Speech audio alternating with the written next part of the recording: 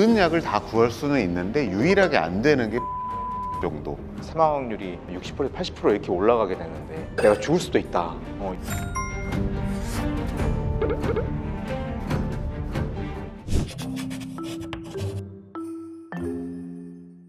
주사위 다들 아시죠? 여기 개그우먼 박나래 씨가 한창 이슈가 돼서 어떤 의미인지 한번 김 원장님 설명해 주시죠. 최근에 있었던 그 연예인 사건이죠. 어쨌든 제 지식으로는 약 처방이라는 게 그 일반 의약품이 있고 또 전문 의약품이 있으면 일반 의약품이라는 거는 원래 약국에서 처방전 없이 살 수 있는 걸로 알고 있고, 문제가 되는 건 이제 전문 의약품이 의사의 처방이 있어야 되는데 국내 라이센스는 또 없는 거고 실제로 외국에서 의대조차 나오지 않았던 게 확인이 된 사실 네, 그런 사건이죠. 비의료인이죠. 비의료인이 이제 의사만 해야 되는 전문 의약품을 불법적인 유통 경로로 구해와서 의료기관이 아닌 곳에 의료 행위를 한 게 문제이니까 엄밀히 말하면 불법적인 의료 행위죠. 모든 것들이. 사실은 저 주사위모라는 게 전 지금도 있다는 게 되게 신기했거든요. 근데 이제 저희가 언론 기사에서 처음 접했을 때 저희가 흔히 보는 그런 앰플들 약물들 있잖아요. 맞아요. 앰플들이 이제 우리 병원에 쓰는 다 건데 쓰는 건데. 그런 약물들이 비타민, 흔히 말하는 백옥 주사, 신데렐라 주사 이런 게 있더라고요. 그래서 그런 수액까지 이 사람이 어디선가 공급을 받아가지고 고객들한테 이렇게 납품을 하는구나 라는 게 되게 신기했거든요. 그리고 한간에는 또 언론 기사에 보면은 우리가 조심스럽게 처방하고 있는 다이어트 약도 그렇게 하고 있더라고요. 주사이모는 다들 아마 생소하실 건데 어떤 약까지 구할 수 있나요? 일단은 제가 이제 주변 지인분이나 아는 분들한테 들었을 때는 모든 약을 다 구할 수는 있는데 유일하게 안 되는 게 프로포폴 정도. 왜냐면 그거는 이제 저희도 이제 쓰고 있지만 나라에서 따로 마약류는 관리를 하고 있기 때문에 마약류 주사제를 제외한 나머지 일반 주사제나 일반 수액제 정도는 굉장히 쉽게 접할 수 있는 걸로 알고 있습니다.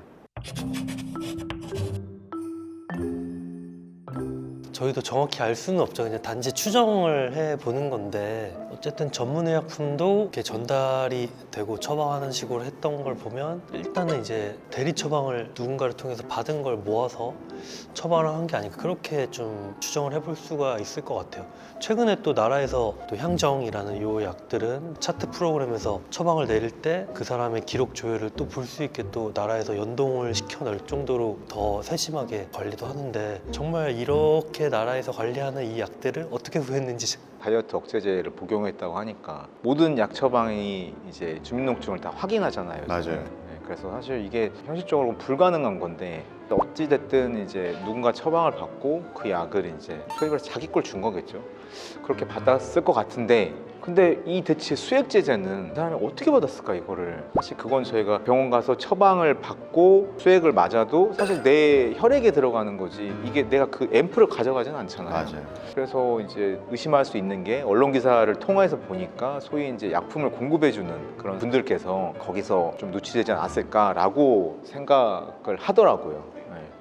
이 원장님 말씀에 동의하는 게, 주사 이모님이 그 언론 사진상에 나온 게 앰플이나 수액제제잖아요. 이거는 처방을 하는 게 아니잖아요. 그러다 보니까 사실 저희도 사실 이제 병원을 운영을 하지만 저희는 정식 유통만 쓰고 그거를 원내에서 쓰고 이렇기 때문에 저희는 알 수가 없는데 뭔가 브로커가 있을 것 같아요. 어떤 그런 유통책이 있고 그들이 공급을 해주고 이제 수수료를 받고 이런 식의 알 수 없는 좀 불법적인 유통 경로가 있지 않을까. 이런 거를 막으려면은 식품의약품안전처나 나라에서 가이드라인이나 이런 걸 좀 막을 수 있는 제도를 만들면 좋지 않을까, 그런 생각을 해봅니다. 근데 이거는 저희가 정확히 알 수가 없는 분야이긴 해요. 저희도 궁금해요. 궁금해요. 도대체 맞아요. 어디서 어떻게 구하는지. 어떻게 이게 가능한가.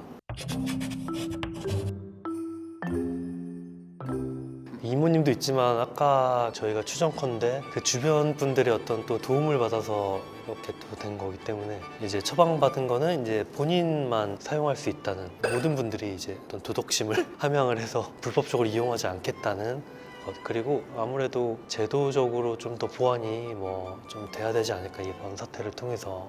주사이모가 결국에는 비의료인이 약품을 가져와서 이제 가정에서 의료행위가 이루어진 거고 내 약이 아닌 거를 먹은 건데, 정상적인 의대 교육을 받았던 사람이라면 기본이잖아요. 이 환자한테 처방한 약은 이 사람만 먹어야지 다른 사람이 먹을 수는 없잖아요. 이 사람에 맞춰서 처방한 약을 다른 B라는 사람한테 처방을 하게 되면 그게 이제 몸 안에서 어떤 작용이 일어날지를 알 수가 없는 거고, 특히나 이제 수액제제 같은 경우에는 이게 되게 무균적인 환경에서 이제 실행이 돼야 되고, 우리가 감기만 걸려도 몸살이 나는데 만약에 어떤 세균이나 바이러스가 혈관을 타고 내 몸에 들어가면 소위 말해서 폐혈증이 걸리잖아요. 일반인 분들은 이 폐혈증의 위험성에 대해서 잘 모르시더라고요. 폐혈증에 걸리게 되면 잘 아시겠지만 사망 확률이 60% 80% 이렇게 올라가게 되는데, 내 약이 아닌 거, 그리고 의료기관이 아닌 곳에서 처방을 받아서 쓰게 되면 내가 죽을 수도 있다. 여기에 대해서 확실히 많은 분들이 좀 알고 있어야 될 것 같다고 생각을 저는 하거든요. 이거를 막을 수 있는 방법은 사실 환자들의 인식 전환이라고 생각을 해요. 아니 뭐 주사 맞고 링거 맞는데 누구한테 맞아도 뭔 상관이야가 아니거든요. 그거는 철저히 의료행위고 의사의 진단과 처방이 있어야 되고 의료기관이라는 공간에서만 이루어져야 되는 건데, 어떻게 밖에서 싸게 해준대 이런 식의 혹해서 별거 아니니까 그냥 맞지 이런 식의 좀 가벼운 생각이 사실 이런 사태를 키우는 것 같고, 어쨌든 뭐 우리나라에 의료기관이 얼마나 많아요. 한 건물에 뭐 내과 10개씩 있고 뭐 병원도 많고, 아프면 병원을 간다는 인식, 전문가를 찾아야 된다는 인식, 뭐 불법 이런 거는 그냥 근처도 가지 않는다, 병원 가도 다 할 수 있는 것들이거든요. 그런 식의 이제 일반 환자분들의 인식 전환이 있으면 이런 일이 생기지 않을까 싶습니다. 궁금하면 왜 모두에서 피부 고민 누구나 하나쯤은 있잖아. 검색해봐도 설명 왜 이렇게 어렵나.